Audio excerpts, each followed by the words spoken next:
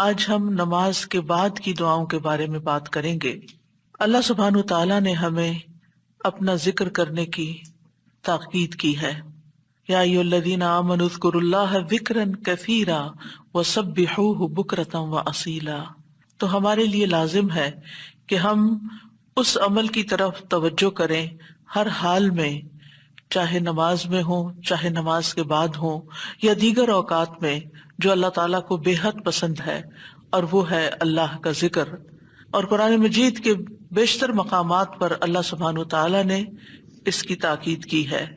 ارشاد باری تعالیٰ ہے سورۃ قاف میں، فاصبر على ما يقولون وسبح بحمد ربك قبل طلوع الشمس وقبل الغروب ومن الليل فسبحه وأدبار السجود۔ پس آپ صبر کیجئے اس پر جو وہ کہتے ہیں، یعنی آپ کے مخالفین، اور سورج کے طلوع اور غروب ہونے سے قبل اپنے رب کی حمد کے ساتھ تسبیح کیجئے، اور رات کے اوقات میں اور سجدوں کے بعد بھی اس کی تسبیح کیجئے، یعنی نماز کے بعد بھی اللہ تعالیٰ کی تسبیح بیان کیجئے۔ یہاں پر جو خطاب ہے وہ نبی صلی اللہ علیہ وسلم سے ہے۔ فاصبر علی ما یقولون، یعنی آپ کے دشمن، یہ مشرکین آپ کے خلاف جو باتیں کرتے ہیں، ان کی باتوں پر آپ صبر کیجئے۔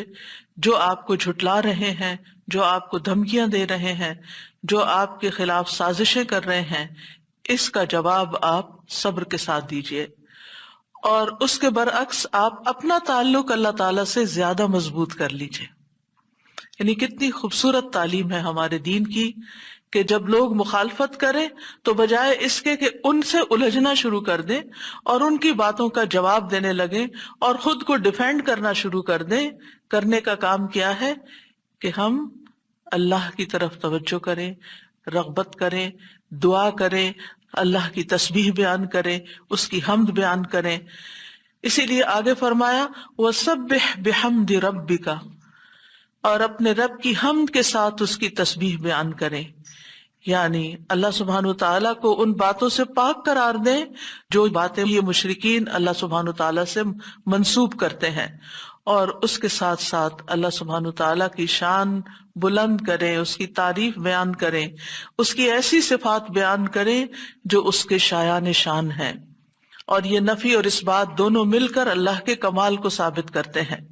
اور یہاں تسبیح سے مراد یا تو ظاہری تسبیح ہے، یعنی اللہ تعالیٰ کی پاکی بیان کرنا، یا پھر اس سے مراد نماز ہے، یعنی جب لوگوں کی باتیں تکلیف دیں تو آپ اللہ سے نماز کے ذریعے مدد مانگیں۔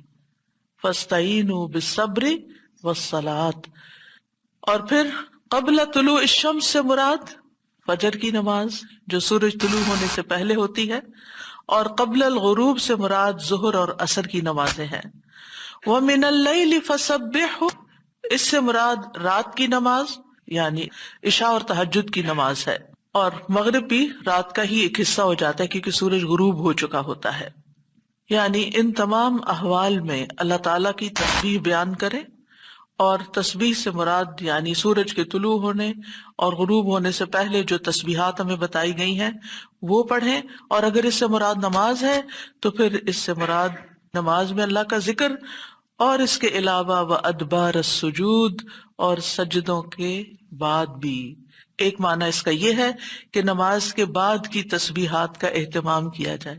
بہت سے لوگوں کو دیکھا گیا وہ نماز پڑھتے بس اٹھ جاتے ہیں، تسبیح نہیں کرتے، جبکہ یہاں اللہ سبحانہ تعالیٰ خاص طور پر حکم دے رہے ہیں کہ نماز کے بعد تسبیح بیٹھ کر کرنی چاہیے، یہ نماز کے بعد کا ذکر ہے۔ مجاہد ابن عباس سے روایت کرتے ہیں کہ اللہ تعالیٰ نے آپ صلی اللہ علیہ وسلم کو تمام نمازوں کے بعد تسبیح پڑھنے کا حکم دیا ہے، اور وہ اس آیت کی تشریح کر رہے تھے وَإِدْبَارَ السُّجُودِ کی۔ مجاہد کہتے ہیں اس سے مراد فرض نماز کے بعد تسبیح کرنا ہے۔ تو یہ نوٹ کر لیجئے کہ ساری نماز مکمل کرنے کے بعد نہیں بلکہ فرض نماز پڑھنے کے بعد تسبیح کریں۔ دوسرا معنی اس کا کیا کیا گیا ہے کہ فرض نماز کے بعد نفل نماز بھی پڑھیں، کیونکہ صبح عربی میں نفل نماز کے لیے بھی آتا ہے، یعنی فرض نماز کے بعد نفلی نماز بھی ادا کریں. اور تیسرا معنی اس کا کیا گیا ہے کہ مغرب کی نماز کے بعد 2 رکعت بھی پڑھیں، یعنی ان کو بھی تسبیح کا نام دیا گیا ہے. اسی طرح سورۃ الطور میں اللہ تعالیٰ فرماتے ہیں واصبر لحكم ربك فإنك بأعيننا وسبح بحمد ربك حين تقوم ومن الليل فسبح وإدبار النجوم. اور آپ اپنے رب کے حکم کے آنے تک صبر کیجئے، پس بے شک آپ ہماری نگاہوں کے سامنے ہیں. اور جس وقت آپ کھڑے ہوتے ہیں آپ اپنے رب کی حمد کے ساتھ تسبیح کیجئے، اور رات کو بھی اور ستاروں کے پلٹنے کے بعد بھی اس کی تسبیح کیجئے. یہاں بھی نبی صلی اللہ علیہ وسلم کو صبر کا حکم دیا گیا ہے کہ آپ اپنے رب کا حکم آنے تک صبر کرتے رہیں. فَإِنَّكَ بِأَعْيُنِنَا، آپ ہماری نگاہوں کے سامنے ہیں، آپ ہماری توجہ میں ہیں، ہماری نظروں میں ہیں، ہمارے علم میں ہیں، آپ ہماری حفاظت میں ہیں.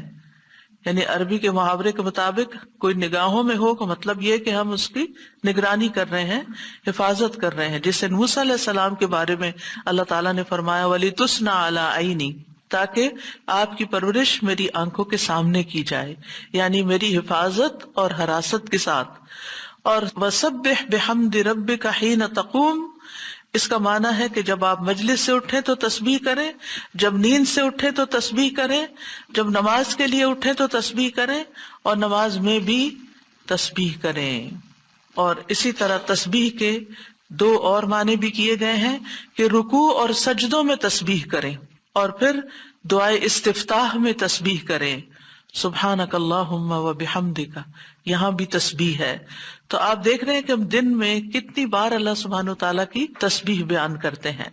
وَمِنَ اللَّيْلِ فَسَبِّحْ، رات میں بھی تسبیح کریں، اور اس سے مراد رات کی نماز، رات کی تسبیح ہے.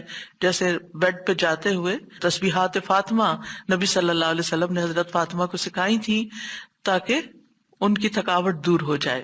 نماز کے علاوہ بھی تسبیح کرتے رہنا چاہیے. ادبار النجوم کے بھی 3 معنی ہیں. ایک معنی کیا گیا ہے فجر سے پہلے کی 2 رکعتیں پڑھنا. نبی صلی اللہ علیہ وسلم یہ رکعتیں نہ سفر میں چھوڑتے تھے نہ گھر میں، کبھی بھی آپ نے یہ سنت نماز نہیں چھوڑی. اور پھر اسی طرح اس سے مراد فجر کی 2 رکعات بھی لی گئی، اور نماز کے بعد کی تسبیح بھی مراد ہے. ان دونوں آیات سے پتہ چلتا ہے کہ نماز کے بعد بھی ذکر کرنے کی اہمیت اور ضرورت ہے، جس سے بہت سے لوگ غافل ہوتے ہیں. قرآن مجید میں اللہ تعالیٰ فرماتے ہیں فَإِذَا قَضَيْتُمُ الصَّلَاةَ فَاذْكُرُوا اللَّهَ قِيَامًا وَقُعُودًا وَعَلَى جُنُوبِكُمْ، پھر جب تم نماز پوری کر چکو تو اللہ کو کھڑے، بیٹھے اور اپنے پہلوؤں پر لیٹے ہوئے یاد کرو. یعنی بعض اوقات ایسا ہوتا ہے کہ آپ نماز پڑھ لیتے ہیں اور پھر سمجھتے ہیں کہ ہم اللہ کے ذکر سے فارغ ہو گئے اور اب ہم دنیا کے کام میں لگ جائیں. ہاں، دنیا کے کام 2-3 طرح سے ہی ہوتے ہیں. یا کھڑے ہو کے کوئی کام ہو رہا ہوتا ہے، آپ کچن میں چلے جاتے ہیں، کوکنگ کر رہے ہیں، آپ اپنا ذکر جاری رکھیں. یا پھر آپ بیٹھ گئے ہیں اور بیٹھ کے کوئی کام کر رہے ہیں، تسبیح جاری رکھیں، ذکر جاری رکھیں. اور اسی طرح اگر آپ لیٹ گئے آرام کرنے کے لیے تو بھی ذکر جاری رکھیں. یعنی ہر حال میں اللہ تعالیٰ کا ذکر کرتے رہیں. اسی طرح سورۃ جمعہ میں اللہ تعالیٰ فرماتے ہیں فَإِذَا قُضِيَتِ الصَّلَاةُ فَانتَشِرُوا فِي الْأَرْضِ وَابْتَغُوا مِن فَضْلِ اللَّهِ وَاذْكُرُوا اللَّهَ كَثِيرًا لَعَلَّكُمْ تُفْلِحُونَ. پھر جب نماز پوری کر لی جائے تو زمین میں پھیل جاؤ اور اللہ کے فضل سے تلاش کرو، یعنی اپنے دنیا کا کام کاروبار کرو اور اللہ کو بہت یاد کرو. یعنی اپنے بزنس آورز میں بھی، اپنی جاب پر بھی اللہ کو نہیں بھولنا. کیوں؟ لعلکم تفلحون، تاکہ تم فلاح پاؤ، کامیاب ہو جاؤ. اسی طرح اللہ سبحانہ تعالیٰ رمضان کے روزے مکمل کرنے کے بعد کس چیز کا حکم دیتے ہیں وَلِتُكْمِلُوا الْعِدَّةَ وَلِتُكَبِّرُوا اللَّهَ عَلَى مَا هَدَاكُمْ وَلَعَلَّكُمْ تَشْكُرُونَ. اور تاکہ تم تعداد پوری کرو، اور تاکہ تم اللہ کی بڑائی بیان کرو، تکبیرات پڑھو، اور اس پر کہ اس نے تم کو ہدایت بخشی، اور تاکہ تم شکر ادا کرو. اسی طرح حج کے مناسک ادا کرنے کے بعد بھی ذکر کا حکم ہے. فَإِذَا قَضَيْتُم مَّنَاسِكَكُمْ فَاذْكُرُوا اللَّهَ كَذِكْرِكُمْ آبَاءَكُمْ او اشد ذکرا، پھر جب تم اپنے حج کے مناسک پورے کر چکو تو اللہ کو یاد کرو جس طرح اپنے باپ دادا کو یاد کیا کرتے تھے، بلکہ اس سے بھی زیادہ یاد کرنا، یعنی باپ دادا کو یاد کرنے، ماں باپ کو یاد کرنے سے بھی زیادہ اللہ کا ذکر کیا کرو، اللہ سبحانہ وتعالیٰ کو زیادہ یاد کیا کرو، کیونکہ انسانوں کی یاد انسانوں کو دکھی کرتی ہے، لیکن اللہ کی یاد دلوں کے اطمینان کا باعث بنتی ہے، دلوں کے اندر سکون کا باعث بنتی ہے۔ الا بذکر اللہ تطمئن القلوب، خبردار اللہ کے ذکر سے دلوں کو اطمینان نصیب ہوتا ہے۔ تو آپ نے دیکھا کہ تمام عبادات کے بعد ذکر کا حکم ہے، تسبیح کا حکم ہے، تکبیر کا حکم ہے۔ اسی طرح نماز کے بعد خاص طور پر، یعنی نماز پڑھتے ہی اٹھ نہیں جانا چاہیے، بلکہ وہاں بیٹھ کر بھی اللہ کا ذکر کرنا چاہیے، اور اس میں غفلت نہیں برتنی چاہیے اور سستی نہیں ہونی چاہیے۔ بعض لوگ سلام پھیرتے ہی سنت پڑھنے کے لیے کھڑے ہو جاتے ہیں، جیسے آج کل تراویح میں جلدی ہوتی ہے لوگوں کو، تو بس فرض نماز پڑھی، آیت الکرسی کا بھی ٹائم نہیں ملتا کہ جلدی سے سنت کا ہوتا ہے کہ اگر آیت الکرسی پڑھنے بیٹھ گئے تو سنت رہ جائے گی، امام صاحب تراویح شروع کر دیں گے۔ تو میں سوچتی ہوں کہ جب گھر سے نکل ہی آئے اللہ کی یاد کے لیے تو کم از کم مسنون مستحب طریقے سے ہی ہم ساری عبادات کریں، تاکہ وہ دل کو پھر اطمینان بھی نصیب ہو۔ بہرحال ایک نماز کے بعد فوراً اگلی نہیں شروع کر دینی چاہیے، اس کے بیچ کے وقفے میں اللہ کا ذکر کرنا چاہیے۔ نبی صلی اللہ علیہ وسلم فجر کی نماز کے بعد طلوع آفتاب تک نماز کی جگہ بیٹھے رہتے تھے، اور فجر ارلی شروع کرتے تھے، اندھیرے میں شروع کرتے تھے، اور فجر پڑھنے کے بعد بیٹھے رہتے اور ذکر کرتے رہتے۔ سماک بن حرب کہتے ہیں، میں نے جابر بن سمرہ سے عرض کیا، کیا آپ رسول اللہ صلی اللہ علیہ وسلم کے پاس بیٹھے تھے؟ انہوں نے فرمایا کہ ہاں، بہت زیادہ، میں بہت بیٹھتا رہا ہوں آپ کے پاس۔ آپ اپنی نماز کی جگہ سے کھڑے نہیں ہوتے تھے جس جگہ صبح کی نماز پڑھتے تھے جب تک کہ سورج نہ نکل آتا، پھر جب سورج نکل آتا تو آپ کھڑے ہو جاتے۔ اسی طرح ایک اور روایت میں آتا ہے، نبی صلی اللہ علیہ وسلم جب فجر کی نماز پڑھتے تھے تو اپنی جگہ بیٹھے رہتے یہاں تک کہ سورج خوب اچھی طرح طلوع ہو جاتا، تو پھر اس وقت کیا کرتے تھے؟ اشراق کے نوافل۔ تو اس سے آپ اندازہ لگائیں، کیا ہم میں سے کوئی یہ کہہ سکتا ہے کہ میں رسول اللہ صلی اللہ علیہ وسلم سے زیادہ مصروف انسان ہوں، میں زیادہ بزی ہوں، میرے بہت کام ہیں، میرے پاس بیٹھنے کا وقت نہیں ہے؟ نہیں، یہ صرف نفس کا دھوکہ ہوتا ہے۔ نفس ہمیں دھوکہ دیتا ہے کہ دیکھو، پہلے تم اٹھے ہو تہجد کے لیے، پھر تم نے پڑھی نماز اور پھر پڑھے اذکار، اور اب تم پھر بیٹھ کے اور انتظار کرو، تو اٹھو کچھ اور کام کرو، اچھا میرا وہ کام بھی ہے، میرا وہ کام بھی ہے، اور اس طرح ہم اپنے آپ کو تسلیاں دے کر اپنی جگہ سے اٹھ جاتے ہیں اور ذکر میں کوتاہی کر جاتے ہیں، جبکہ مستحب یہی ہے کہ اسی جگہ بیٹھ کر، چاہے آپ تلاوت قرآن کریں، چاہے آپ صبح شام کے اذکار، یہی وقت ہے ان کا، سورج نکلنے سے پہلے، اور حفاظت کے لیے جو پڑھتے ہیں وہ انہی اوقات میں پڑھے جاتے ہیں۔ لہٰذا اس وقت آپ وہ بھی پڑھ سکتے ہیں، آپ تسبیحات کر سکتے ہیں، آپ کوئی بھی اور ذکر، آپ قرآن مجید کا مطالعہ کر سکتے ہیں، تفسیر کی کوئی کتاب پڑھ سکتے ہیں، کوئی تفسیر کا لیکچر سن سکتے ہیں، اپنی تجوید درست کر سکتے ہیں، یعنی کہ کوئی سبق یاد کر سکتے ہیں، یعنی کوئی بھی چیز ذکر کی قسم کی آپ اس وقت میں تسلی کے ساتھ کر سکتے ہیں تاکہ یہ سنت پوری ہو جائے، کیونکہ اس کا اجر و ثواب بہت ہے۔ جو شخص اسی جگہ بیٹھا رہے اور پھر نفل پڑھ کے اشراق کے اٹھے تو اس کو حج عمرے کا ثواب ملتا ہے۔ نبی صلی اللہ علیہ وسلم نے صحابہ کو نماز کے بعد کے اذکار سکھائے۔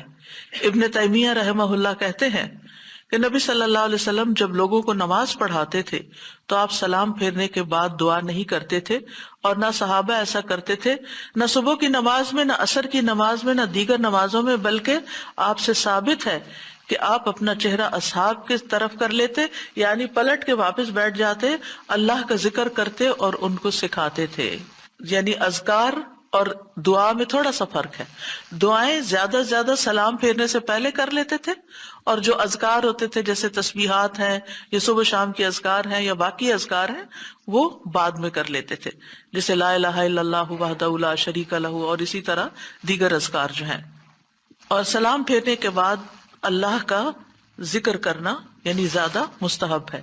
اگرچہ دعا بھی کر سکتے ہیں، یعنی منع نہیں ہے. بعض علماء یہ کہتے ہیں کہ نبی صلی اللہ علیہ وسلم نے جو دبر الصلاۃ کا لفظ استعمال کیا نماز کے پیچھے، تو اس سے مراد نماز کے بعد بھی ہے.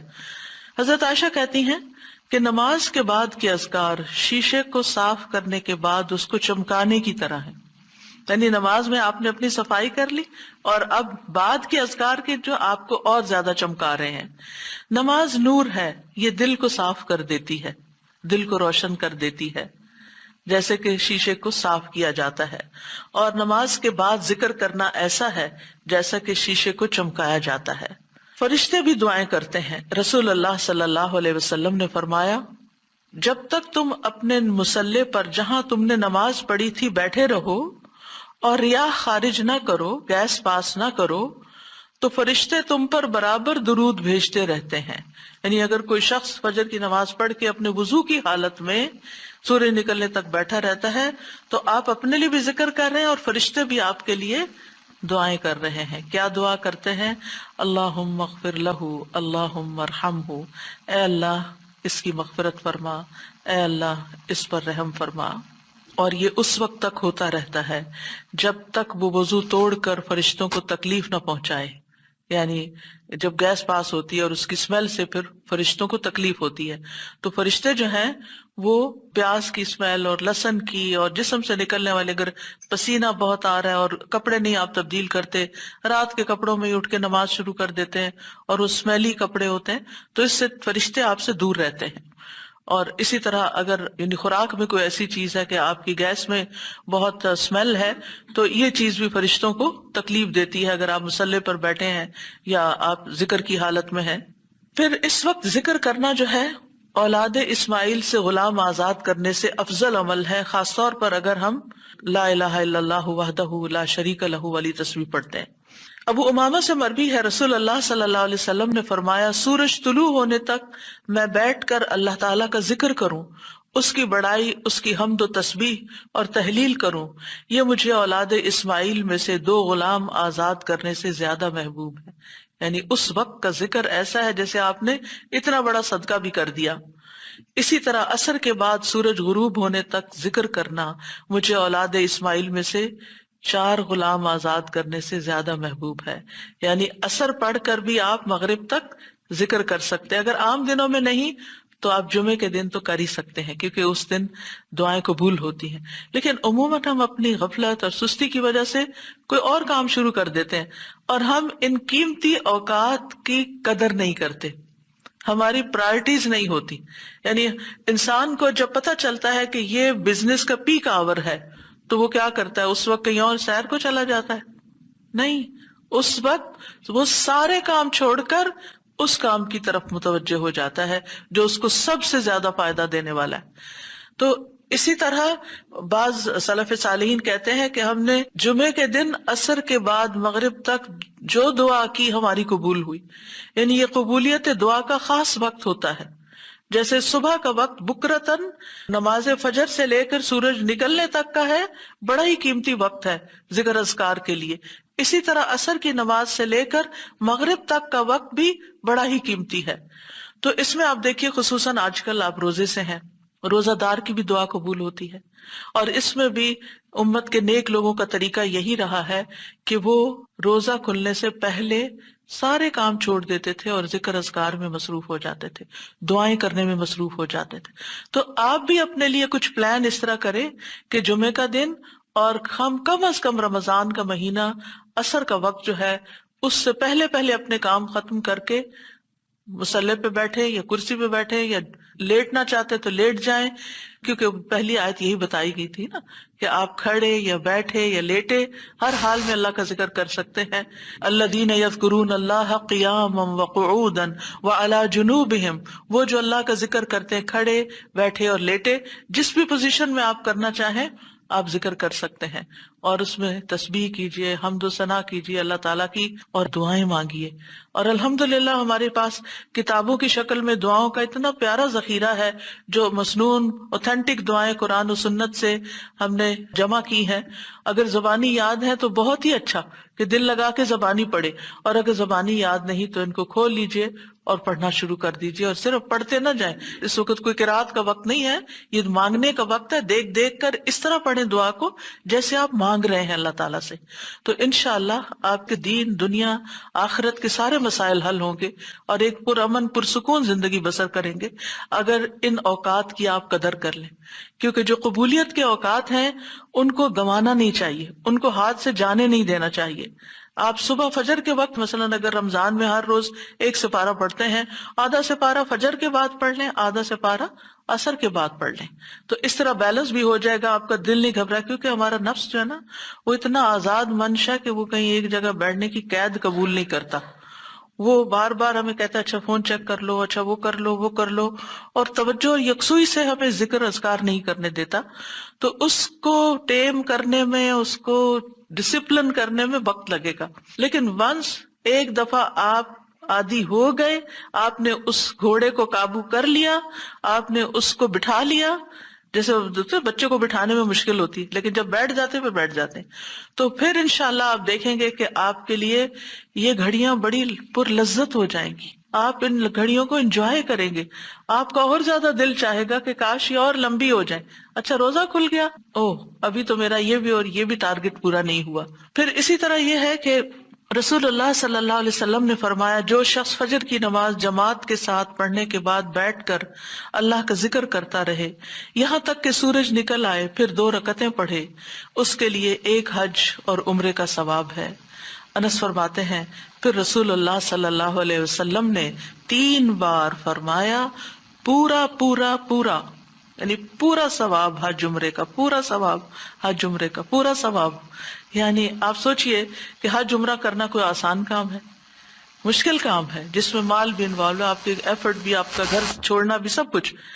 لیکن اگر آپ کو ایک مصلی پہ بیٹھ کے اتنا بڑا اجر و ثواب ملتا ہے تو اور کیا چاہیے. صرف بات ہے اپنے نفس کو منانے کی، اپنے دل کو اور اپنے آپ کو ڈسپلن کرنے کی. اور ایک دفعہ آپ نے شروع کر لیا اور اگر نہیں ہو پا رہا تو اللہ سے دعا کریں کہ اللہ تعالیٰ توفیق دے دے، اللہ تعالیٰ آسان کر دے، تو انشاءاللہ آپ کے لیے آسانی بھی ہو جائے گی. پھر اسی طرح نبی صلی اللہ علیہ وسلم نے فرمایا، اللہ تعالیٰ فرماتا ہے کہ میں اپنے بندے کے ساتھ ہوتا ہوں جب وہ مجھے یاد کرتا ہے اور میری یاد میں اپنے ہونٹ ہلاتا ہے. اور ایسے لوگ جو ذکر میں آگے ہوتے ہیں وہ درجات میں بھی بہت آگے ہیں، سبقت لے جانے والے ہیں، فالسابقون السابقون ہیں.